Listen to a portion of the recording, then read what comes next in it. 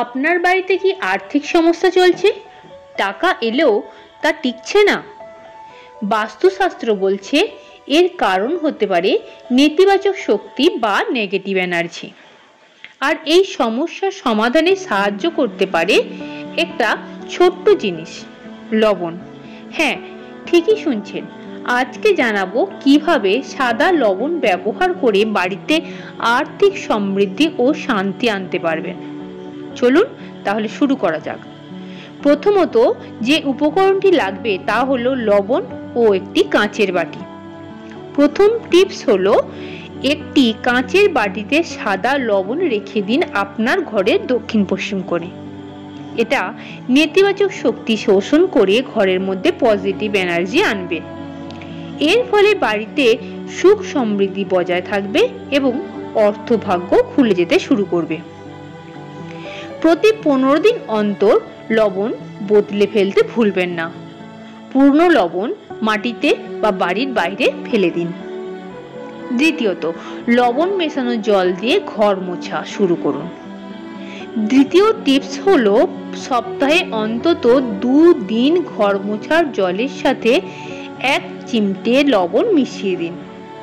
এই জল দিয়ে ঘরের প্রতিটি কোণ পরিষ্কার করুন, বিশেষ করে মূল দরজা ও জানলার আশেপাশ, কারণ এই পথেই পজিটিভ শক্তি প্রবেশ করে। তবে মন্দির বা রান্নাঘরে লবণ জল ব্যবহার করবেন না। তৃতীয়ত, আয়নার পাশে লবণ রাখুন। ঘরে যদি বড় আয়না থাকে তার পাশে কাঁচের পাত্রে লবণ রাখলে আর্থিক স্থিতিশীলতা বজায় থাকে। এই লবণ টাকা জমাতে সাহায্য করে এবং খরচ কমায়। পাত্র যেন সব সময়ই পরিষ্কার থাকে।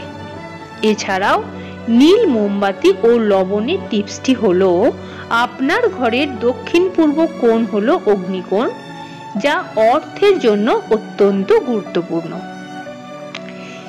সেখানে একটি কাঁচের পাত্রে লবণ রাখুন এবং সন্ধ্যায় একটি নীল রঙের মোমবাতি জ্বালান। এটা মা লক্ষ্মীর আগমনকে টেনে আনে এবং ব্যয় নিয়ন্ত্রণ করতে রক্ষা করে। পঞ্চমত, বেডের নিচে রাখুন লবণ। যদি আপনি ঋণগ্রস্ত হন, বারবার অর্থ সংকটে পড়েন, তবে নিজের বেডের নিচে কাঁচের পাত্রে লবণ রেখে দিতে পারেন।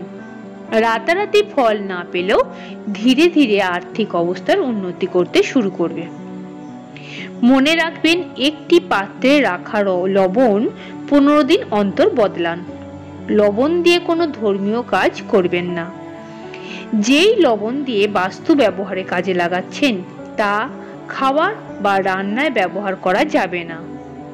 কাঁচের পাত্র ছাড়া প্লাস্টিক বা ধাতব পাত্র ব্যবহার করবেন না।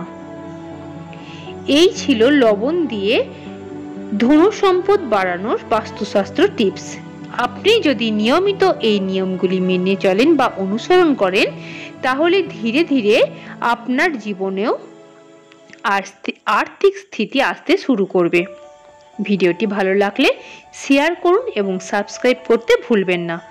আর নিচে কমেন্ট করে জানাবেন আপনি বাস্তু অনুযায়ী কি কি নিয়ম মেনে চলেন। ধন্যবাদ। দেখা হবে পরের একটি ভিডিওতে।